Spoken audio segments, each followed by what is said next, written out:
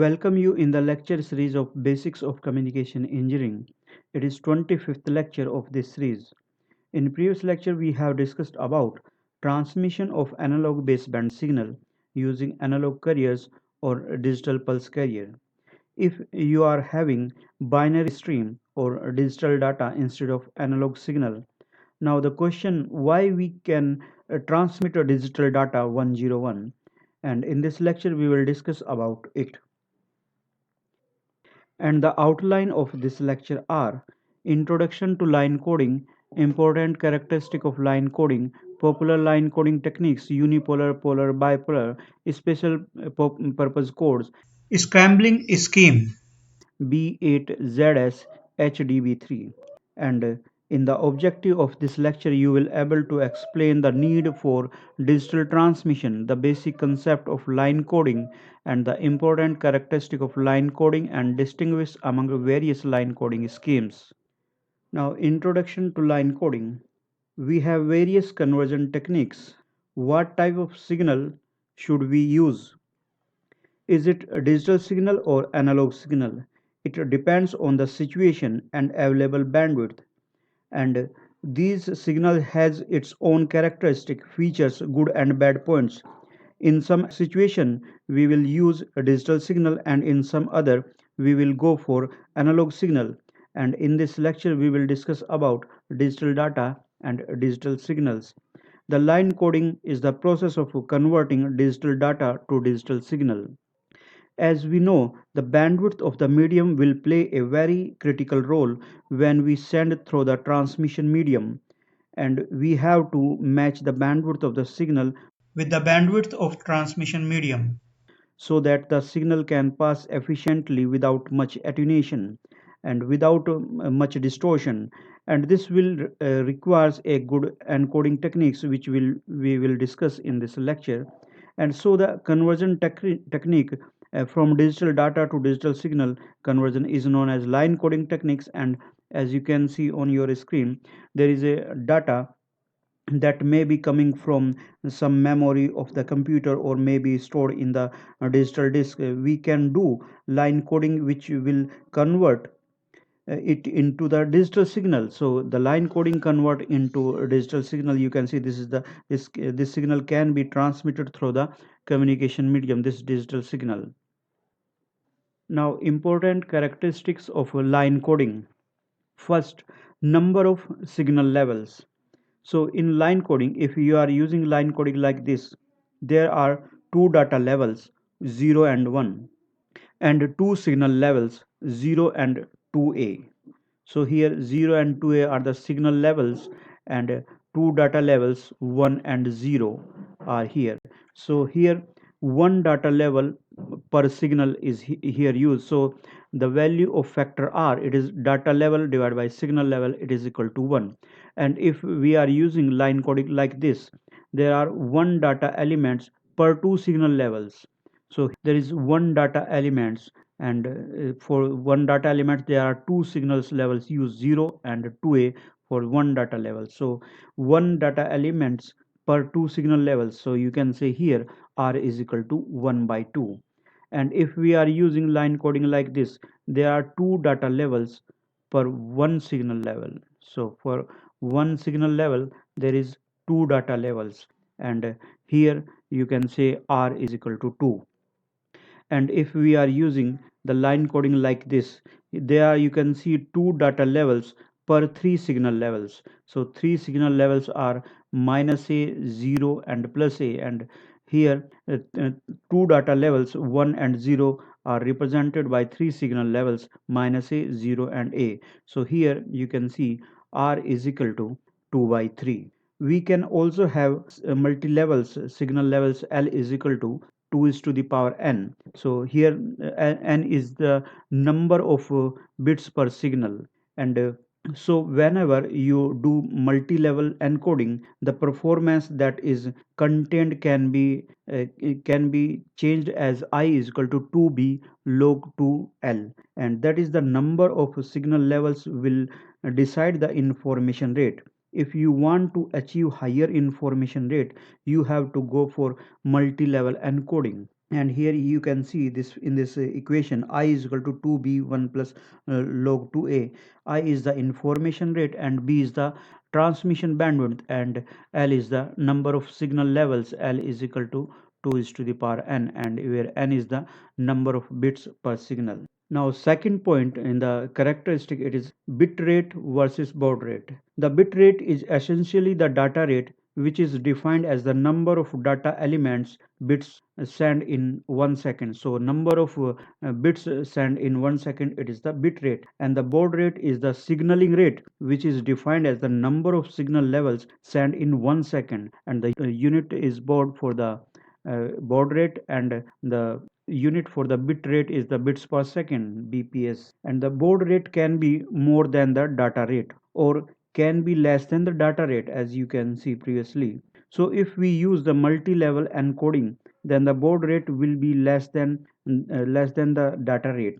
We will prefer lower baud rate to achieve higher data rate of the transmission through the transmission medium. And the relation here you can see on your screen, S is equal to C into R into 1 by R baud. This is the signaling rate. S is signal rate or pulse rate or modulation rate or baud rate, and C is the case factor, R is the data rate, and here small r, this is previously defined factor. And here R is basically log 2 L. L is the number of levels. That is, a signal with L levels actually can carries 2 is to the power L bits per level, and the bandwidth is proportional to the baud rate. So the minimum bandwidth you can see from this relation, this relation will give you the bandwidth, and so minimum bandwidth, it will be C into R into 1 by R. And the maximum data rate, because bandwidth is minimum, and here you can see the maximum data rate, if the bandwidth of the channel is given, it will be 1 by C bandwidth into R.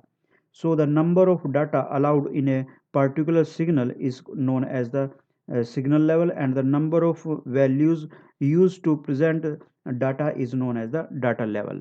Now another characteristic is the DC component.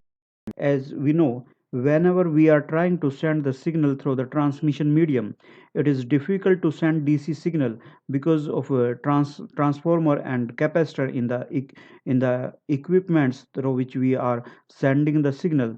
So because of a transformer capacitor, DC component will be blocked, and sometimes there will be DC components if we encoding in this manner that the average value of DC on average 0 to a, uh, and now we should transform the data into a form of a signal which is not having a DC component. So in this signal you can see on the screen, if we are doing the encoding like this, and this signal will have DC component here because positive are not cancelled by the negative voltage.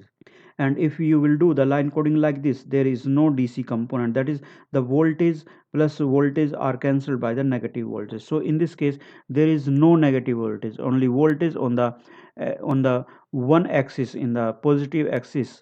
There is DC component, but in this there is negative as well as positive voltage, so there will be no DC component. So the first does not pass through the transformer properly, whereas the second passes.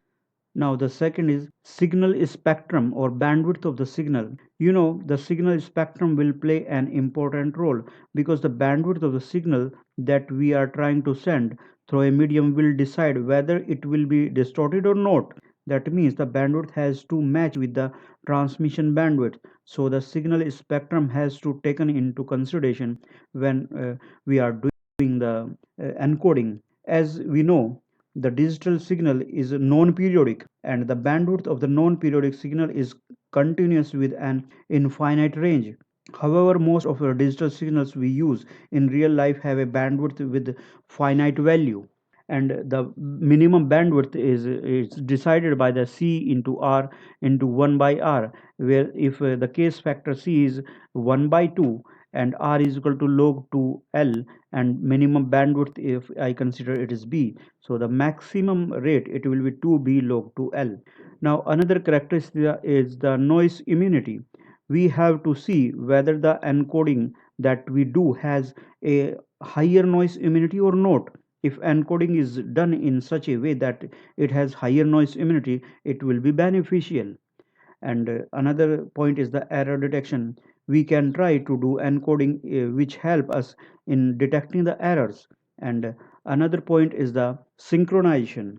In synchronization, we shall be sending signal by transmitter. We want the same thing to be received at the receiver. If the receiver clock is faster or slower, the bit interval are not matched and the receiver can interpret the signal differently and than the original transmitted signal. So you can see, if I'm sending this kind of digital signal 101, and if the clocks are not properly synchronized, and the clock receiver clock is faster, then the receiver clock will read 1010 as a 110011. So the original signal which we have transmitted is not perfectly received at the receiver. A self synchronization digital signal added timing information in data being transmitted. This alert the receiver to beginning, medium, or the end of the pulses. If the receiver's clock is out of synchronization, we can reset the receiver clock. For the purpose of synchronization, there are two alternates. What can be done? A separate line or a separate channel can be used for sending the clock to the receiver, but it is not really feasible because higher cost. And so commonly it is necessary to regenerate the clock from the received data with the help of some special hardware such as phase lock loop. And however, this regeneration of clock at the receiving end is possible only if when the signal has got sufficient number of transitions, and that means if you are sending a long sequence of zeros and one, and if the encoded signal does not have enough number of transition, then the PLL will not be able to regenerate the clock. So there should be enough number of transitions in the signal for the purpose of synchronization. So there should be enough number of transitions like this. And if there is long sequence of 1 or long sequence of 0, then the PLL cannot be able to regenerate the clocks. And another point, now another point is the cost of implementation. We have to see the cost because ultimately we have to encode the signal with minimum cost. Now we will discuss the line coding techniques. There are three basic line coding techniques: unipolar, polar, and bipolar. Unipolar is known as non-return to zero (NRZ), and polar is of you can say different type: NRZ, RZ, return to zero, Manchester, and differential Manchester. And non-return to zero, it can be of two type: NRZI and NRZL. And Manchester and differential Manchester are both known as biphase polar encoding scheme. And bipolar encoding scheme is of two types: alternate mark inversion AMI and pseudo ternary. And there are another special type of line coding, just like 2B1Q, 8B6T, and MLT3. 2B1Q, 2 binary, 1 quaternary, and 8B60, 8 binary, 6 ternary, and MLT multi transition 3 levels. And another special is the scrambling. It is of two type: B8ZS and HDB3. B8 bipolar with 8 zero substitution, and HDB3 high density bipolar 3 zeros. Now we will discuss about these one by one.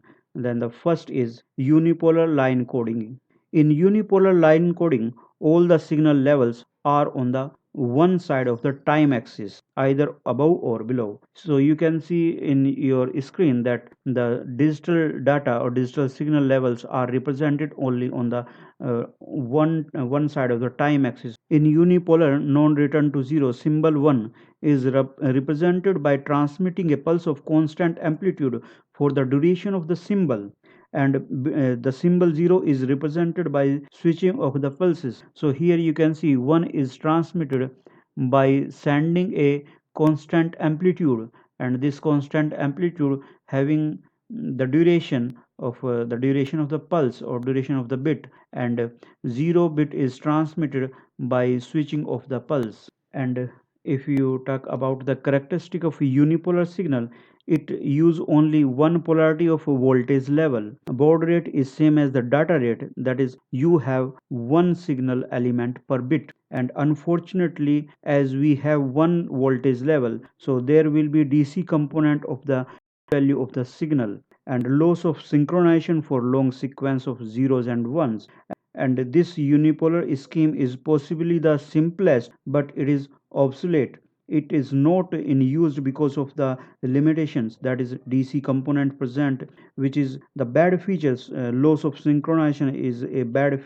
Baud rate is same as data rate. It is also a bad feature, but it is simple because it uses only one polarity of the signal.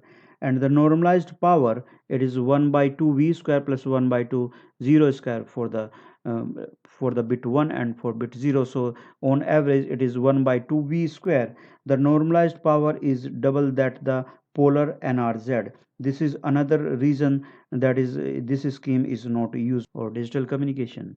And another point is the polar line coding. In the polar scheme, the signal levels are both sides of the time axis. That is, two voltage levels are used. One is positive and other is the negative. And NRZ means, that means the voltage level is constant during a bit interval, and it will not return to zero, and the level will be constant during the bit duration. So it is of two types. There are two variants available: polar NRZ. Here L means low or level. This means 1 is represented by low level and 0 is represented by high level. Just you can see in this, the 1 is represented by minus V, 0 is represented by plus V. So for the 1 we are applying 0 level, and for 0 bit we are applying high level, and the bit will not, and the voltage level is constant during the bit interval. This is the bit interval, and voltage level is constant during the bit interval. And another variant is the polar NRZ I. I means inversion. So if the next bit is 0, there is no inversion. If next bit is 1, then there will be inversion, just like in this figure. Now if the digital data is 0 1 0 0 1 1 1 0, and there is next bit is 1, so next bit is 1 means there is inversion. So from this voltage level we will go for the next voltage level from positive to negative, and here you can see the next level is 0, so there is no inversion, and we will maintain our voltage level at this minus V. Next bit is 0, we again maintain our voltage level at minus V. Here next level is 1, so the level is inverted, and minus to plus. Now we will follow the plus V voltage level. Next level is 1, so there is inversion again, and there is plus V to minus V voltage level, and so on. So we can have this type of polar NRZ coding scheme. Now, characteristics of polar NRZ. It has two voltage levels, plus V and minus V. The baud rate is same as the data rate because the number of signal element per bit is 1 and the number of levels L is equal to 2. And the loss of synchronization for long sequences of zeros and 1. And from the signal spectrum, this is the signal spectrum for NRZI and NRZL. And if you look at the signal spectrum, you will find that the most of the energy is contained between half bit rate. NRZI and NRZL both have the average signal rate of R by 2, and the baud rate, it will be R by 2, because the bit rate and baud rate are same here, and here you can see most of the energy in half of the bit rate. Now polar return to 0, RZ. Synchronization has been found to be major concern in two schemes that we have discussed. To overcome this, we use return to 0. So here what we do is for each bit it returns to 0. So in this symbol 1 is represented by transmitting a positive voltage or positive polarity pulse of constant amplitude for the duration of first half of the symbol, and in the middle point of the bit it is returned to 0 and remains these for the second half duration. So symbol 0 is represented by transmitting a negative polarity pulse of constant amplitude or negative voltage for the duration of the half cycle of the symbol and return to 0 and remains this 0 level for the second half duration. So here you can see for the 0, this is for the first half it is minus v, and for the second half it is 0 level. So there are two levels for one bit. So here for each bit there are two transitions. One is from low to high and other is from high to low.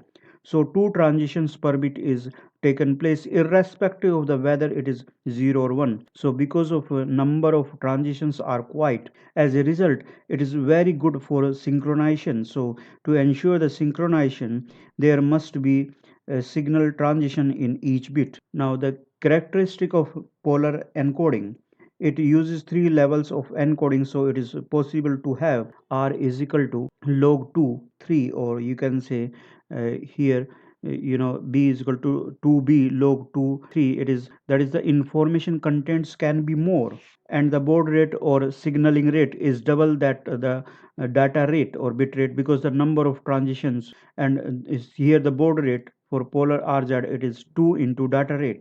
So it is definitely bad that the signal requires higher bandwidth than that the data rate. That is increased bandwidth is the main limitations, and however it provides good synchronization. So rz is good for synchronization point of view, but it is bad from the point of view of bandwidth requirement, and there is no dc component. And you can see this is the bandwidth requirement for this polar rz, and the average baud rate it is r, and two times the data rate, and now required for the nrz.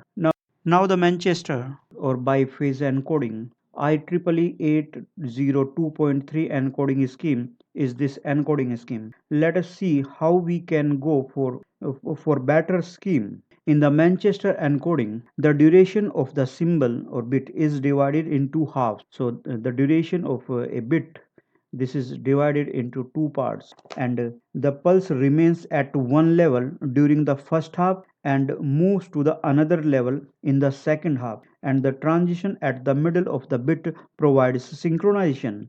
And you can see here for the bit 0 in the first half it is at voltage level plus v, and in the second half it is at the voltage level minus v. So there are two voltage levels for each bit, and the idea of RZ and NRZL are combined into Manchester scheme. Now differential Manchester biphase encoding.